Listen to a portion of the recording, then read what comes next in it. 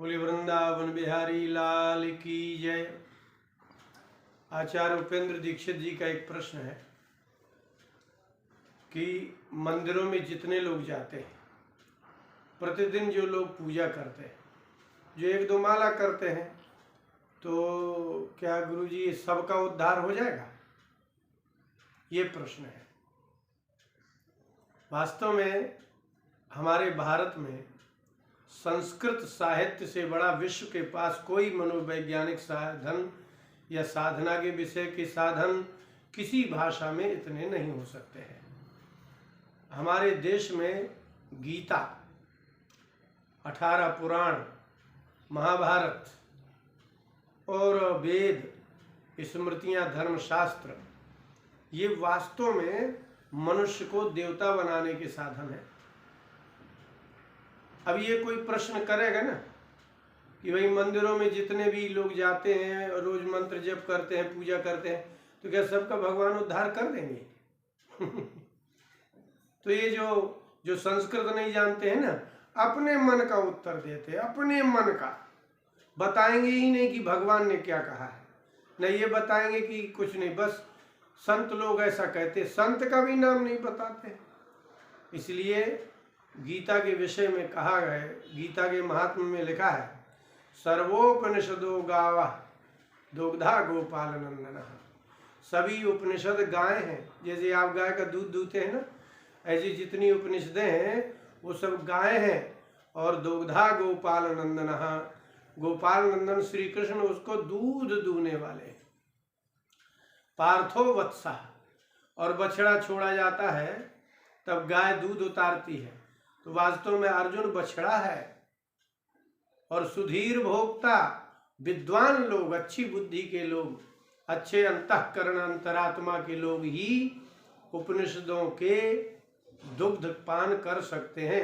उपनिषद रूप गायों का दूध भगवान गोपाल नंदन कृष्ण ने दूहा, पार्थ उसका बछड़ा है, निमित्त है। इसलिए यदि गीता ही कोई अच्छे से पढ़ ले हमारे देश में, तो इतने जो उपद्रव चल रहे हैं ना, इतने जो धर्म चल रहे हैं, इतने जो विवाद चल रहे हैं, एक भी न रहे। अब इस प्रश्न का उत्तर देखिए आप कि जो रोज जप करते हैं, पूजा उपासना करते हैं, तो मंदिर रोज जाते हैं, तो क्या उन सब का उद्धार हो जाएगा? अब हम लोग गीता से इसको देखते हैं। भगवान ने अर्जुन से कहा कि अर्जुन, तेसा महम समुद्धरता मृत्यु संसार सागरात। ये मृत्यु संसार सागर है, यहाँ सबकी मृत्यु होती है, कुछ नहीं है, जन्म होगा, मृत्यु होगा। श्रीमद् भगवद गीता के 12वें अध्याय का 6वां श्लोक है। किसका उद्धार करते हैं भगवान? भगवान ने कहा, अर्जुन, ये सब ये दुनिया के काम करते हुए जो पूजा पाठ करते हैं, दुनिया संसार का चिंतन मनन करते हैं और पूजा मेरी कर देते हैं, उनका उद्धार मैं नहीं करता। गीता के 12वें अध्याय के 6वें श्लोक में भगवान ने कहा, अनन्ये नैव योगेन माम ध्यायन्तोपासते तेषामहं समुद्धरता मृत्यु संसार सागरात। ये सागर है, सागर माने समुद्र। अब आप चले जाओ, समुद्र में कितनी मछलियां पैदा हुई, कितनी खा ली गई, कितनी मर गई, ये सब आपको यहाँ है। और क्या, संसार को सागर कहते ही इसलिए है क्योंकि यही पता नहीं है कितना गहरा है और कितना पानी है उसमें, न उसके जल का परिमाण, अर्थात यहाँ कितने जीव हैं, इस संसार सागर में कितने जीव हैं और कितने क्या करते हैं, ये बिल्कुल ही पता नहीं है। इसलिए संसार को सागर कहते हैं। अच्छा, अब सुनने लायक बात आ गई।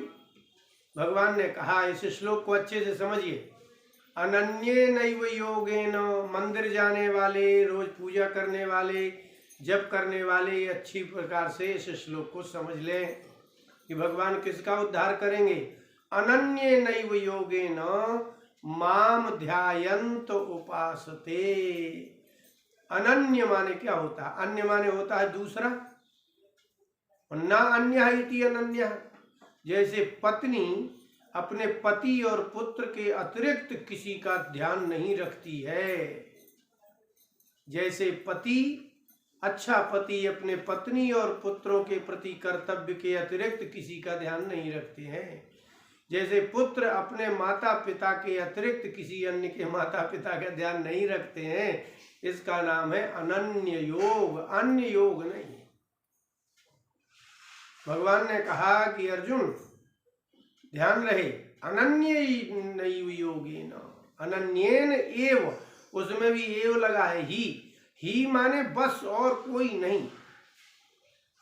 आज आपने गणेश जी का पूजन किया, कल माता जी का करने लगे, फिर परसों किसी और का, ऐसा नहीं।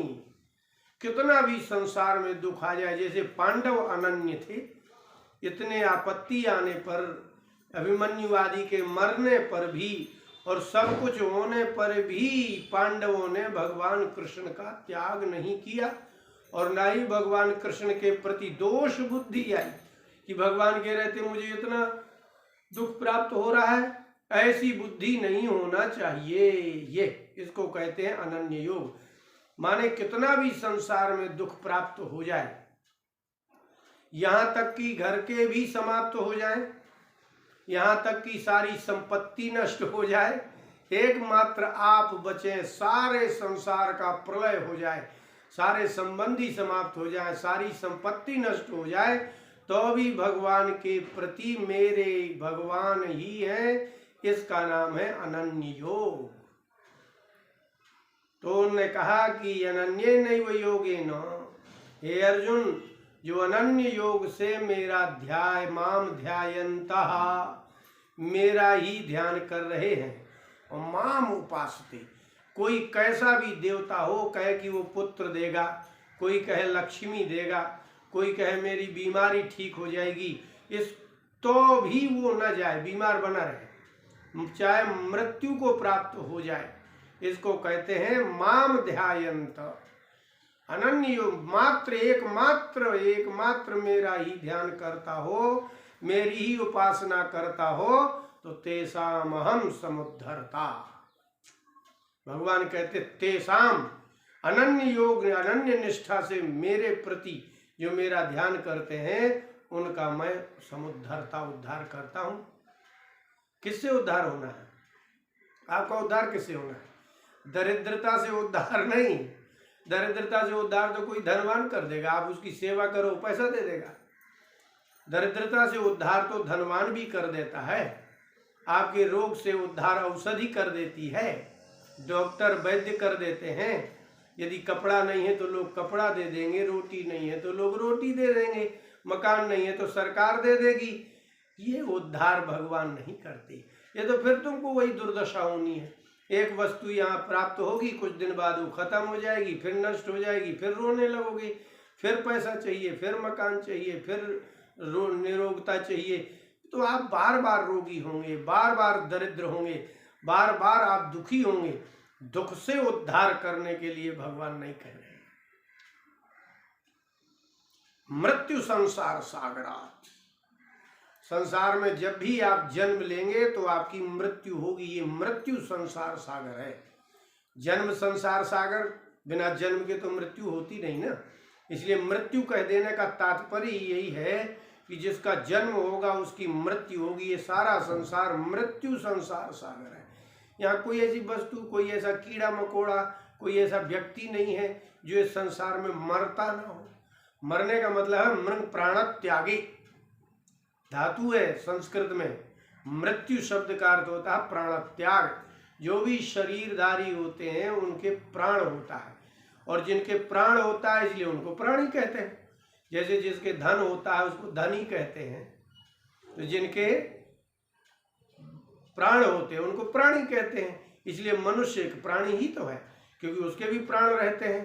तो प्राण का तात्पर्य है प्राण त्याग का नाम मृत्यु है। आपकी जो प्राण वायु है वो चली जाएगी, आप समाप्त हो जाएंगे।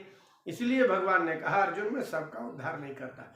इसलिए मंदिर में जाने वाले, देवी देवताओं को बदलने वाले, उपासना बदलने वाले, मंत्र बदलने वाले, गुरु बदलने वाले, स्वामी बदलने वाले, ये सारे लोगों का उद्धार न कभी हुआ है न कभी होगा। कुछ दिन किसी की उपासना की, कुछ दिन किसी की उपासना की, कुछ दिन उसके चमत्कार में भगे, कोई उस चमत्कार में, कोई इस दादा के यहाँ, कोई उस बाबा के यहाँ, ऐसे व्यक्तियों का उद्धार नहीं होता। भगवान स्वयं ही कहते हैं। हम तो कहा करते हैं लोगों से कि हमारे ग्रंथों में ऋषि रुवाच, ऋषि कह रहे हैं, फिर लिखा है भगवान, भगवान ही कह रहे हैं। जिसकी आप पूजा कर रहे हैं, जिसकी आप पूजा कर रहे हैं, वो कह रहे हैं कि अर्जुन मैं तुम्हारा भी उद्धार नहीं करूंगा अगर सही पूछो तो। यदि तुमने अनन्य योग नहीं रखा, यदि तुमने ये नहीं सोचा कि कृष्ण के अतिरिक्त कोई दुनिया में नहीं जो मेरा उद्धार कर सके, यदि ये निष्ठा अर्जुन तुम्हारे हृदय में नहीं हुई तो मैं तुम्हारा भी उद्धार नहीं करूंगा। ऐसी पत्नी को कोई पति नहीं रखता है जिस पत्नी को बाहर के पुरुष प्रिय लगते हैं। ऐसे पुत्र को कोई पिता नहीं रखता जिस पुत्र को बाहर के पिता प्रिय लगते हैं। ऐसे पिता को कोई पुत्र नहीं रखता जिस पिता को बाहर के लोग प्रिय लगते हैं। अनन्यता चाहिए। इसलिए इसको कहते हैं पातिव्रत्य भक्ति।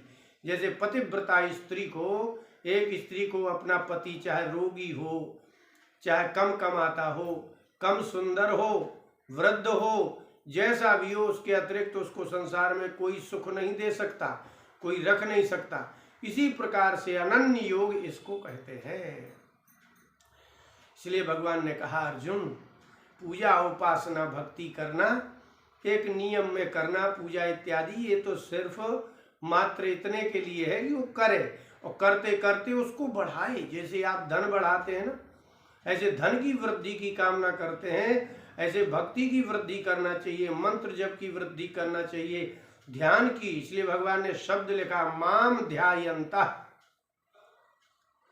मेरा ध्यान एकमात्र करते हुए जो उपासना करते हैं, तेषाम अहम समुद्धरता, उसका ही मैं समुद्धार करता हूं। अन्य किसी का उद्धार होता नहीं है। और किससे? मृत्यु संसार सागरात। कुछ लोग तो, कुछ देवता धन देंगे, कुछ लोग रोग निवृत्ति करेंगे, कुछ दिनों को लोग सुखी करेंगे। मैं तो मृत्यु संसार सागर, माने दोबारा तुम्हारा जन्म ही नहीं होगा।